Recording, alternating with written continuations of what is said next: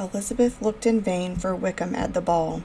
She wondered if Darcy had prevented his invitation till Captain Denny told her he had gone to London on business, as he wished to avoid a certain gentleman.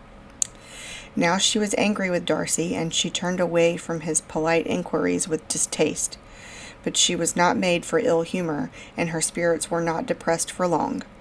The first two dances, however, were dances of mortification.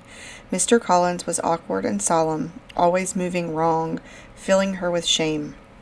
The moment of release from him was ecstasy. She danced next with an officer, and heard from him how Mr. Wickham was liked by everyone. Then she went to chat with Charlotte Lucas. Almost immediately, she found Darcy by her side, asking her to dance. It surprised her so much that she accepted. They were silent for a while, till, deciding it would punish him to make him talk, Elizabeth said something about the dance. He replied and fell silent again. After a pause for some moments, Elizabeth said, "It is your turn to speak now, Mr. Darcy. I said something about the dance, and you ought to say something about the number of couples. Do you always talk as a rule while you're dancing?" he asked. "Sometimes. One must speak a little, you know, to be polite." She glanced at him and added pointedly, "For the advantage of some, the conversation ought to be arranged so one may say as little as possible." "Are you consulting your own feelings or mine?" he asked. "Both," replied Elizabeth, "for I've seen similarities between us. We are each of us unsocial creatures, unwilling to speak unless we expect to say something that will amaze the whole room." "That is no portrait of you," he said. "Now how near to me it may be, I cannot say." They were silent again till he asked her if she and her sisters often walked to Meryton. "Fairly often," she said. Then, unable to resist the temptation, continued, "When you met us there the other day, we had just been making a new friend." The effect was immediate. A deeper look of haughtiness spread over his face as he said, "Mr. Wickham has such happy manners that he makes friends easily. Whether he is equally capable of keeping them is less certain." "He is unlucky to have lost your friendship," said Elizabeth, "in a manner he is likely to suffer from all his life." Darcy did not answer. "I remember you once said, Mr. Darcy, that you hardly ever forgave, that your resentment, once created, was fixed. You are very careful, I suppose, as to its being created in the first place?" "I am," he said firmly. "And you never allow yourself to be blinded by prejudice?" "I hope not. Why do you ask?" "I am trying to work out your character, but I cannot. I have such different accounts of you that I am exceedingly puzzled." "That does not surprise me," Mr. Darcy said, and they finished the dance, each dissatisfied. In Darcy, however, a powerful feeling towards Elizabeth soon made him forgive her and direct his anger against someone else. Jane was dancing with Bingley in a glow of delight. Watching her, all Elizabeth's thoughts gave way to the hope that Jane was on the path to happiness. Mr. Collins interrupted her dreams, saying eagerly, "I have just discovered that Mr. Darcy is Lady Catherine's nephew. You are not going to introduce yourself to him?" "Indeed I am, with apologies for not having done so earlier. I can assure him that she was well a fortnight ago." Elizabeth begged him not to. He ignored her, and she watched Mr. Darcy regard him with an air of astonishment that increased with Mr. Collins's every groveling word.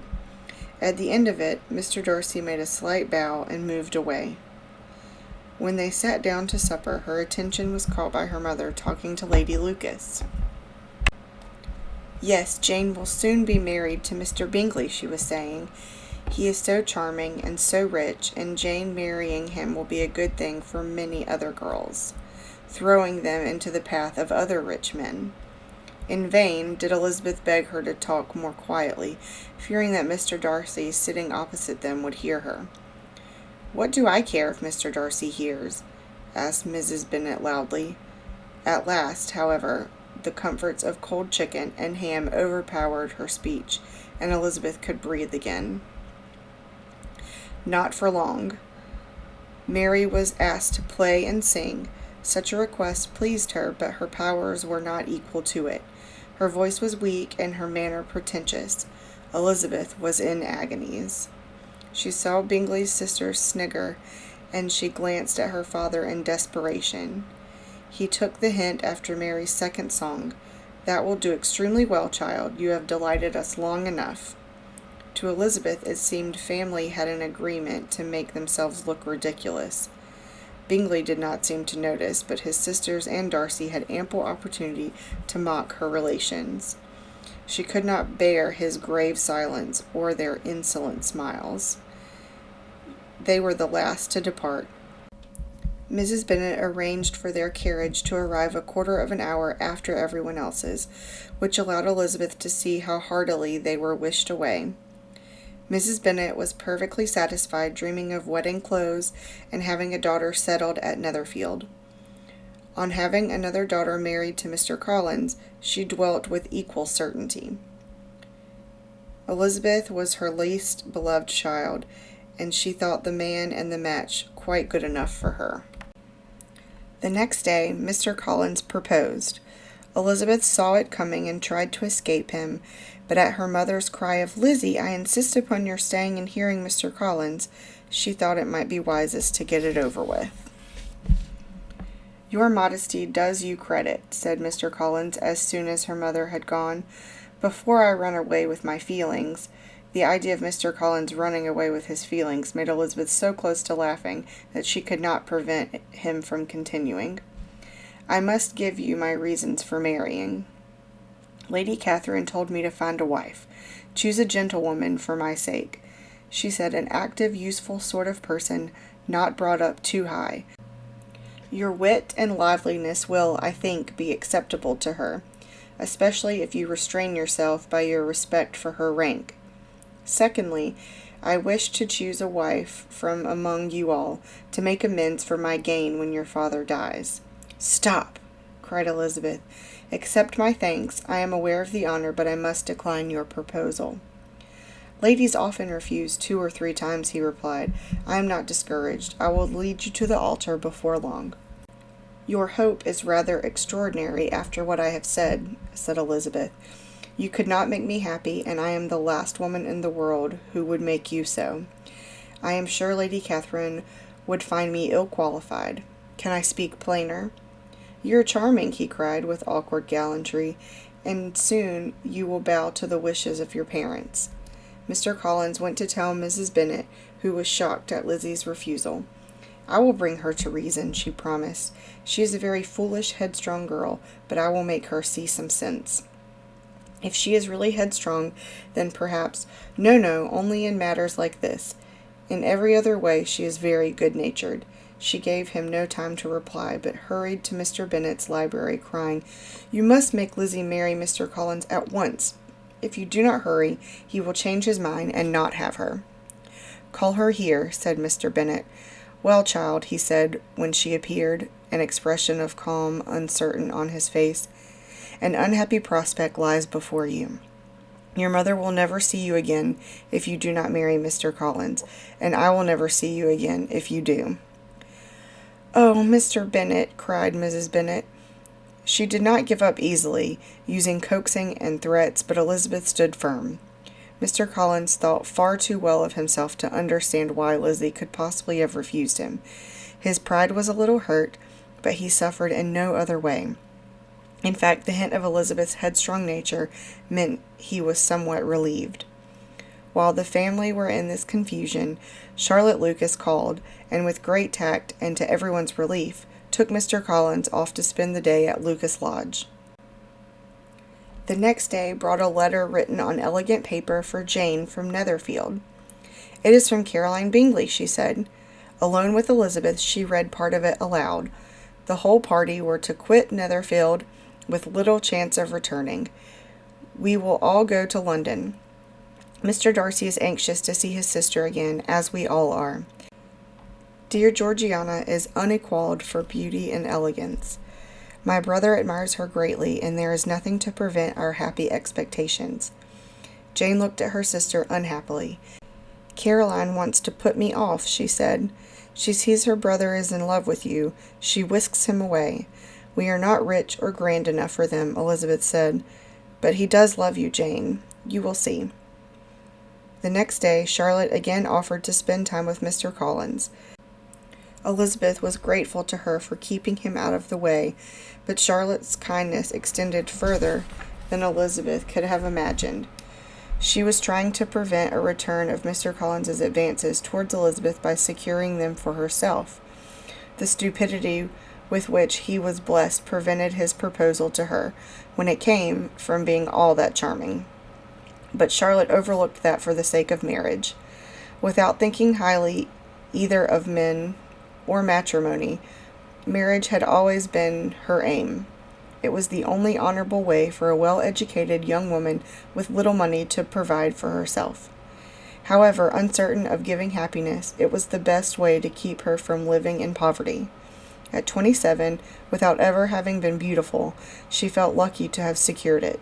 The least pleasant part was the view of her dearest friend on the matter. When Charlotte told her, Elizabeth could not help bursting out, "Engaged to Mr. Collins? Impossible!" "I am not romantic," replied Charlotte. "I never was. I ask only for a comfortable home, and I am certain my chance of happiness with him is as fair as most people can expect." Elizabeth was so disappointed with Charlotte that she could hardly bear to speak to her after that. She turned even more to Jane, growing more and more anxious for her happiness, since a week had passed and nothing had been heard from Mr. Bingley. Her mother was in a pitiable state. To think that Charlotte Lucas will be mistress of this house, to think Elizabeth could have married him, she complained, and Jane, why does Mr. Bingley not come? It took all Jane's steady mildness for her to bear these attacks from her mother with anything like her usual calm. Another letter from Miss Bingley put an end to any doubt. The Bingleys were settled in London for the winter, and Miss Bingley hinted again that her brother was partial to Mr. Darcy's charming, wealthy sister. Jane gave up all hope. "He will live in my memory as the most amiable man I ever met," she told an indignant Elizabeth. "A little time, and I shall recover."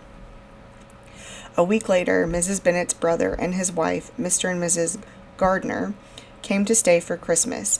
Mr. Gardiner was a sensible man, whom the Netherfield ladies would have found difficult to believe could be so well bred, working in trade and living in Cheapside. Mrs. Gardiner was amiable and intelligent, and her nieces loved her. Seeing Jane's unhappiness, they offered to take her back to London with them for a change of scene. Jane accepted the invitation with pleasure. After they left, Charlotte Lucas and Mr. Collins were married. "You must write and visit," Charlotte told Elizabeth as she left for her new home in Kent. Elizabeth agreed, wondering if they could ever truly be close friends again. Indeed, Charlotte's letters, which Elizabeth read eagerly, said nothing of what she thought of Lady Catherine, and spoke cheerfully about the house and the neighborhood. Elizabeth realized she would have to wait until she herself visited to know the rest. Jane's letters from London were full of hope of seeing Miss Bingley. She called on her, but Miss Bingley was out. At last came news that Miss Bingley had returned the call, but oh, my dear sister, how mistaken I was in her. She was very cold and formal, and made no mention of wanting to see me again. She told me he knows I am in town, but he will not see me. She also said something about his never returning to Netherfield again. This letter gave Elizabeth more pain than the other news she had recently received, that Mr. Wickham was engaged to a rich heiress, a Miss King. She had thought him the most agreeable man she had ever met, and yet she found the news not so very painful. Her heart had been only lightly touched, and she flattered herself that she would have been his choice, had their fortunes allowed it. But young gentlemen, even very handsome ones, must have something to live on, after all. January and February passed with no more diversion than muddy walks to Meryton. Then Elizabeth received an invitation from Charlotte to visit. Absence had increased her desire to see Charlotte and weakened her disgust for Mr. Collins, so she went. Mrs. Collins welcomed her friend with pleasure. She showed Elizabeth her vicarage, but within a day Elizabeth noticed how well Charlotte managed to organize Mr. Collins out of it. encouraging him to garden and sending him on errands. When Mr. Collins could be forgotten, everything seemed very comfortable, and judging by Charlotte's happiness, Elizabeth supposed he must be often forgotten. Elizabeth felt that everything Mr. Collins had said regarding his house was pointed at her in an attempt to make her realize what she had lost in refusing him. But she felt no repentance, wondering how Charlotte could be so cheerful with such a companion. They were asked to dinner at Rosings, Lady de Bourgh's house, the following day. "I thought she might ask us to drink tea, but dinner!" exclaimed Mr. Collins. "Such a condescension! Such kindness! We are indeed fortunate. Do not be overpowered, cousin, by the number of servants, or the fine rooms. Do not be uneasy about your clothing. Lady Catherine will prefer you simply dressed. She likes to have the distinctions of rank observed." Elizabeth found herself perfectly equal to the occasion. Lady Catherine was a large woman, with a manner that made visitors aware of their inferiority. Whatever she said was spoken in so authoritative a tone as marked her self-importance. Miss de Bourgh was pale and sickly-looking, and spoke very little. To Elizabeth's astonishment, dinner was graced by the presence of two other gentlemen, Lady Catherine's nephews, Colonel Fitzwilliam and Mr. Darcy. Nothing escaped this great lady's attention. Lady Catherine inquired about Elizabeth's sisters, what sort of carriage her father kept, and her mother's maiden name. Elizabeth felt it rude, but answered composedly.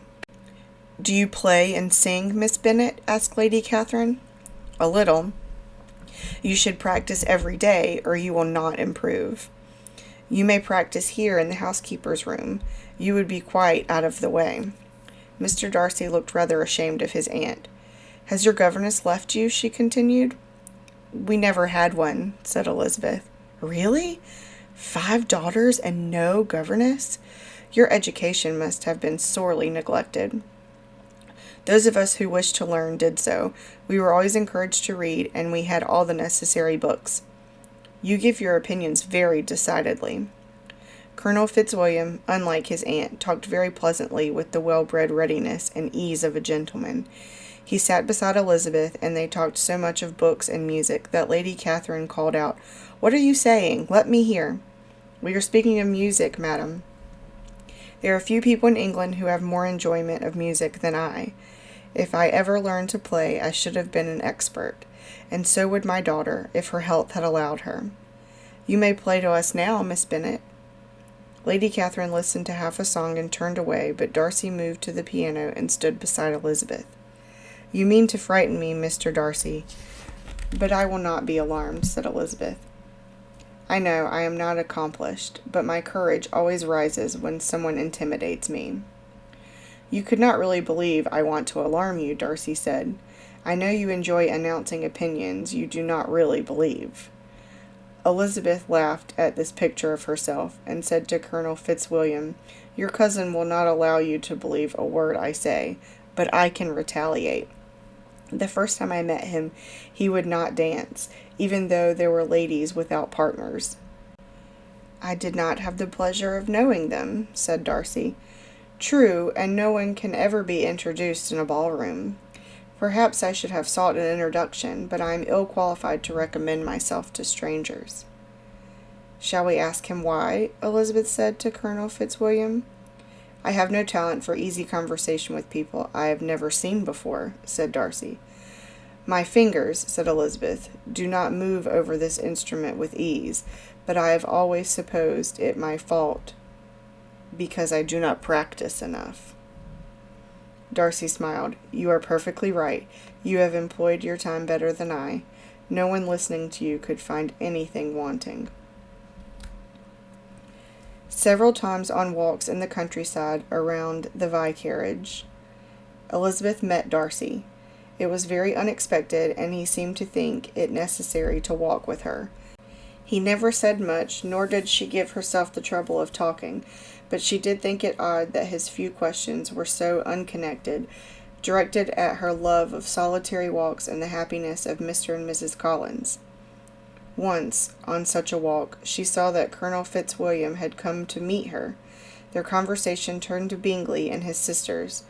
"Mr. Darcy really does take care of his friend," said Colonel Fitzwilliam. "He told me that he had saved Mr. Bingley from a very bad marriage."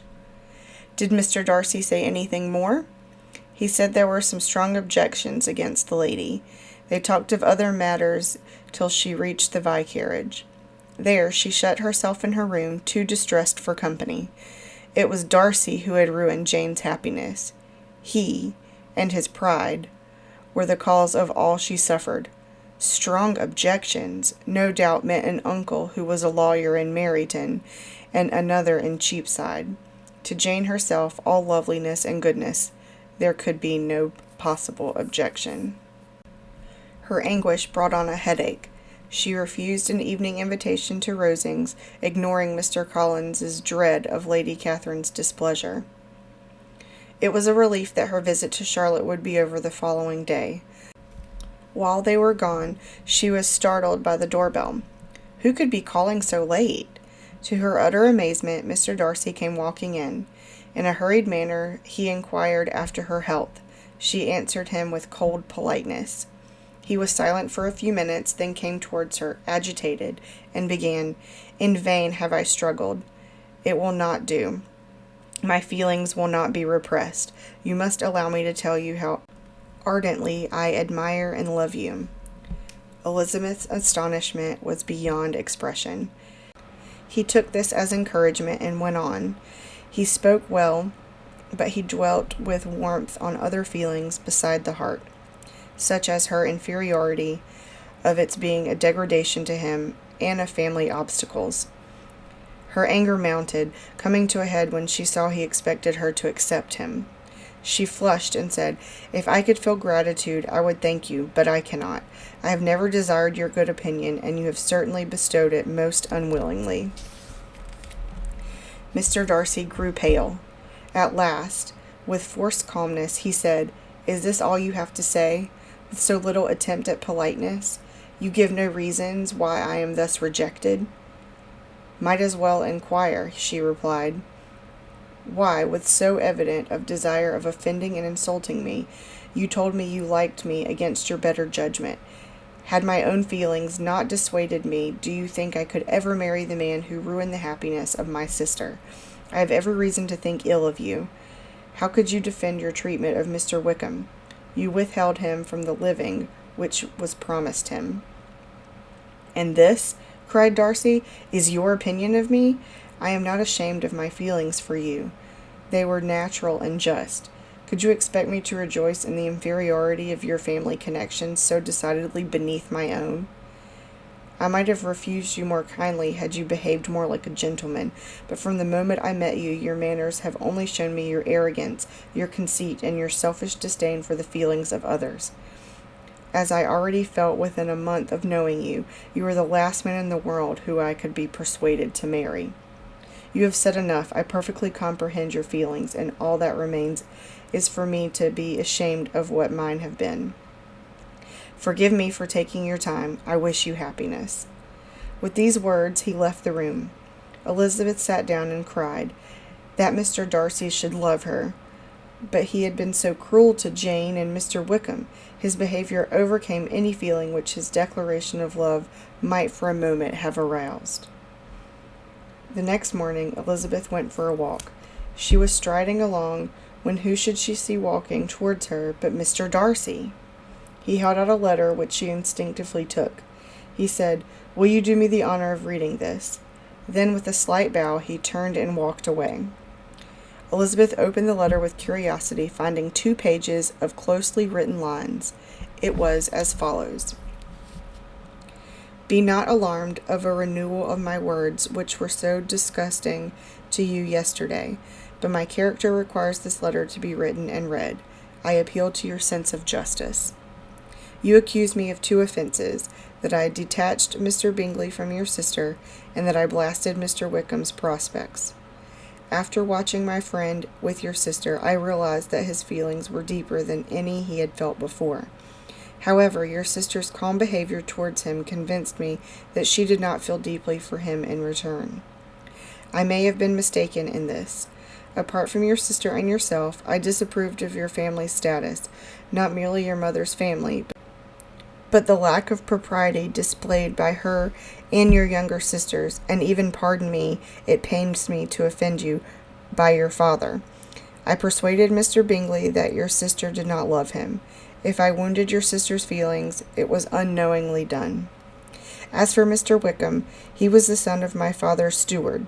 My father paid for his schooling, and before he died asked me to give him a valuable living in the church, as well as £1,000. Wickham told me he had no interest in the church, and asked me for money instead. I gave him £3,000. After this, he led a life of idleness and extravagance. I ask for your secrecy in what follows. About a year ago, my sister, Georgiana, then only 15 years old, confessed to me that she was about to elope with Mr. Wickham. He had been visiting her in London, and had gained her innocent heart. His aim, of course, was not love, but her fortune of £30,000. You can imagine how I felt and acted. I do not know what falsehoods he has told you. If you doubt my account of him, Colonel Fitzwilliam will vouch for the truth of what I say. I will only add, God bless you, Fitzwilliam Darcy. At first, Elizabeth was struck by the letter's pride and the haughty style. When she reached the part about Wickham, she felt astonishment and horror. She had no doubt that it was true.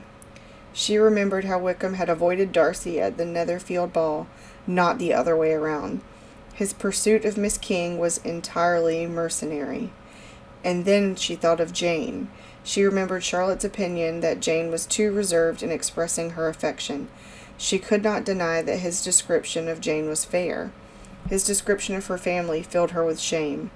She remembered her humiliation at the Netherfield ball, when his impression of her family evidently equaled her own.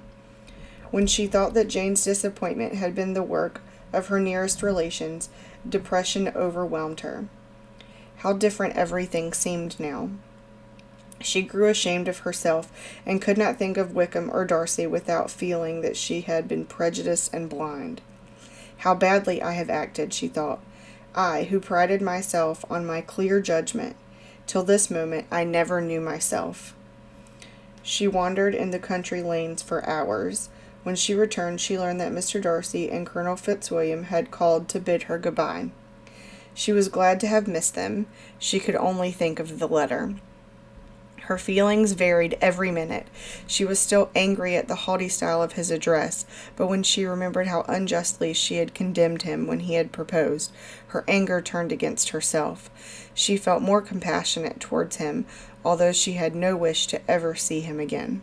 She saw no remedy for the unhappy defects of her family, and her father, content with laughing at his younger daughters, would never constrain their giddiness. While there were officers in Meryton, Kitty and Lydia would follow them forever. Elizabeth and Jane arrived home at the same time. Mrs. Bennet rejoiced to see Jane's beauty undiminished, and several times Mr. Bennet said, "I'm glad you're back, Lizzie." Elizabeth had the time now to observe Jane's manner. She came to the conclusion that Jane was not happy. She still cherished feelings for Mr. Bingley. Elizabeth could not bring herself to tell Jane what Darcy's letter had contained about her, but she did confide in her the business about Wickham. Jane, with all her goodness, could scarcely believe that such wickedness could exist in the world. "And poor Mr. Darcy having to bear your ill opinion with all he felt," she exclaimed. "Have you heard, Lizzie?" asked Lydia soon after. "The officers are going to Brighton, and I'm going too, as Mrs. Forrester's guest." "She should have asked me as well," lamented Kitty. "And," Lydia continued, "Mr. Wickham is safe. He has broken his engagement to Miss King." "So Miss King is safe," thought Elizabeth. Later, when she was alone with her father, she spoke to him. "Is it wise to let Lydia go to Brighton?" "Lydia will not be content till she has disgraced herself, and much better that she should do so away from her family." "If you knew the disadvantages to her family that she had already caused, you would judge differently," said Elizabeth. "Has she frightened away your lovers?" Never mind. Such squeamish men who cannot manage a little absurdity are not worth any regrets, her father said wryly. I have no injuries to resent, Elizabeth told him, but if you do not rein in her wildness, she is at 16 the most determined little flirt, then she will be despised wherever she goes, and her sisters will be involved in her disgrace. We shall have no peace unless she goes to Brighton, and she is too lacking in wealth for anyone to prey upon her. With this answer, Elizabeth was forced to be content. Lydia went off to Brighton, and Mr. and Mrs. Gardiner came to Longbourn and took Elizabeth with them to tour Derbyshire. That country had a particular attraction for Mrs. Gardiner, for she had spent her childhood there. Elizabeth could not see the word Derbyshire without thinking of Mr. Darcy. But surely, she thought, I may enter his county without his knowledge. They stayed in a comfortable inn in Lambton. Within 5 miles of Lambton, Elizabeth learned from her aunt, was Darcy's grand house and estate, Pemberley. My love, would you not like to go see a place of which you have heard so much? Asked Mrs. Gardiner. Thank you, but I am tired of great houses, Elizabeth told her, and fine carpets and satin curtains. We have seen so many. But it is not only a fine house. The grounds are delightful. They have the finest woods in the country. The possibility of meeting Mr. Darcy while viewing his house was dreadful. I hear the family is away, her aunt insisted. She was clearly longing to see it. Elizabeth finally agreed with a presence of indifference. To Pemberley, therefore, they were to go. As they drove there, Elizabeth's spirits were in a high flutter. The house rose into view, a large, beautiful building with a wood behind and a river in front. Elizabeth was delighted. Never had she seen such a perfect setting. At that moment, she felt that to be mistress of Pemberley might have been something. The housekeeper showed them over the house, reassuring Elizabeth that Mr. Darcy was indeed away. He was expected the following day with a party of friends. Elizabeth rejoiced that their own journey had not been delayed by a day. The rooms were superb, but not uselessly lavish. They had less splendor and more regal elegance than Lady Catherine's house. To think all this might have been mine, thought Elizabeth, but my uncle and aunt would have been lost to me. I would never have been allowed to invite them here. This was a lucky recollection. It saved her from something uncomfortably like regret. Her aunt now called her to look at a picture, a miniature of Wickham. He was the son of my late master's steward, said the housekeeper, but I am afraid he has turned out very wild. He left a lot of debt in his wake, which my master has paid off, and that is the picture of my master.